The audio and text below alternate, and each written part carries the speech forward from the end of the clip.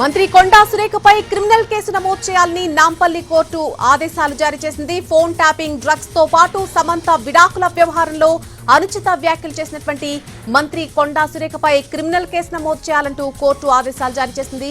BRS working president, మాజీ మంత్రి కేటీఆర్ వేసినటువంటి పరువు నష్టం దావా కేసులో మంత్రి కొండా సురేఖపై క్రిమినల్ కేసు ఫైల్ చేయాలి అంటూ నాంపల్లి కోర్టు ఆదేశించింది. ప్రాథమిక సాక్ష్యాలను పరిశీలించామని, నిందితురాలు కొండా సురేఖపై 21 ఆగస్టు 2025 లోపు క్రిమినల్ కేసు నమోదు చేసి నిందితురాలకి నోటీసులు జారీ చేయాలని కోర్టు స్పష్టం చేసింది. కేటీఆర్ పైన కొండా సురేఖ నిరాధారమైన ఆరోపణలు చేశారన్న కేటీఆర్ న్యాయవాది వాదనలతో ఏకీభవించింది న్యాయస్థానం. ఫిర్యాదుతో పాటు సాక్షుల వాంగ్మూలాలు, డాక్యుమెంట్లు పరిశీలించిన తర్వాత నిందితురాలు కొండా సురేఖపై ప్రాథమిక కేసున్నట్టుగా కోర్టు గుర్తించింది.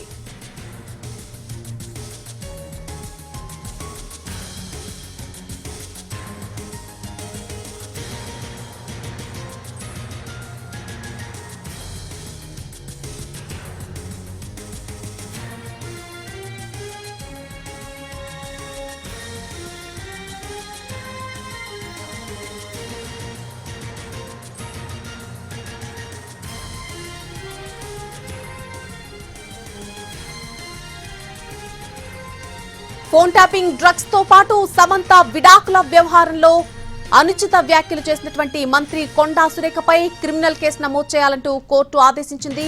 బీఆర్ఎస్ వర్కింగ్ ప్రెసిడెంట్, మాజీ మంత్రి కేటీఆర్ వేసినటువంటి పరువు నష్టం దావా కేసులో మంత్రి కొండా సురేఖపై వెంటనే క్రిమినల్ కేసు ఫైల్ చేయాలి అంటూ ప్రజాప్రతినిధుల కోర్టు ఆర్డర్స్ ఇచ్చింది. ప్రాథమిక సాక్ష్యాలన్నింటినీ కూడా పరిశీలించామని, నిందితురాలు కొండా సురేఖపై ఈ నెల 21 లోపు క్రిమినల్ కేసు నమోదు చేసి నిందితురాలకి నోటీస్ జారీ చేయాలని కోర్టు స్పష్టం చేసింది. కేటీఆర్ పైన కొండా సురేఖ నిరాధారమైనటువంటి ఆరోపణలు చేశారన్న కేటీఆర్ న్యాయవాది వాదనలతో న్యాయస్థానం ఏకీభవించింది. ఈ ఫిర్యాదుతో పాటు సాక్షుల వాంగ్మూలాలు, డాక్యుమెంట్లు పరిశీలించిన తర్వాత నిందితురాలు కొండా సురేఖపై ప్రాథమిక కేసున్నట్టుగా కోర్టు గుర్తించింది.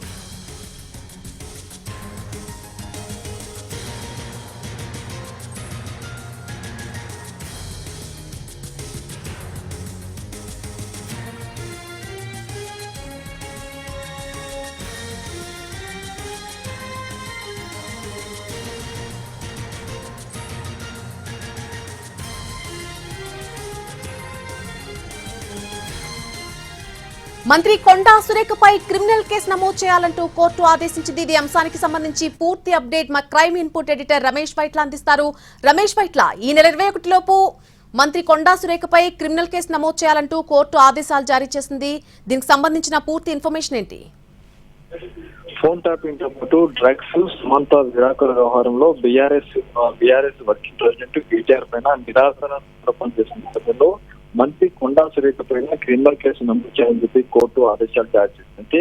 బిఎన్ఎస్ సెక్షన్ 356 కింద పరిగణలో తీసుకొని కేసు నమోదు చేయాలి. అంతేకాదు 21 తేదీలో నిందితురాలైన కొండా సురేఖకి నోటీసులు జారీ చేసి పూర్తి సమాచారం తీసుకోవాలని చెప్పి కోర్టు చెప్పడం జరిగింది.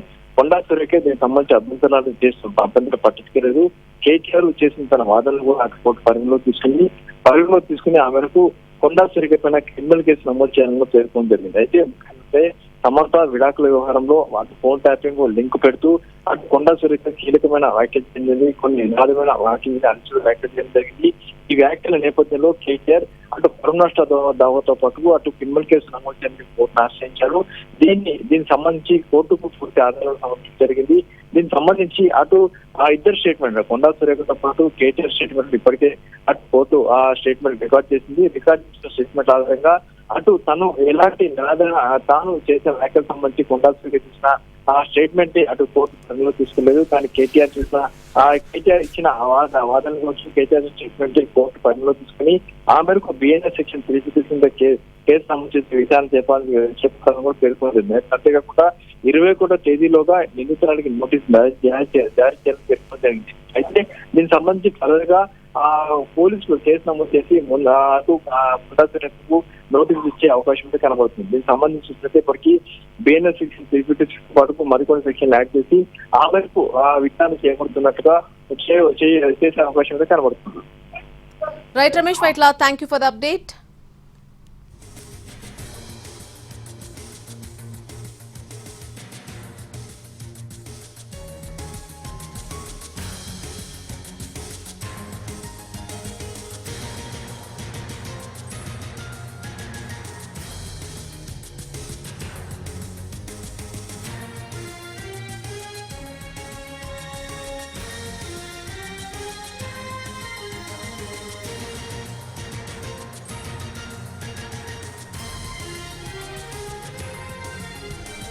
ఫోన్ ట్యాపింగ్ అంశానికి సంబంధించి అలాగే డ్రగ్స్ తో పాటు సమంత విడాకుల వ్యవహారానికి సంబంధించి కూడా అనుచిత వ్యాఖ్యలు చేశారు మంత్రి కొండా సురేఖ.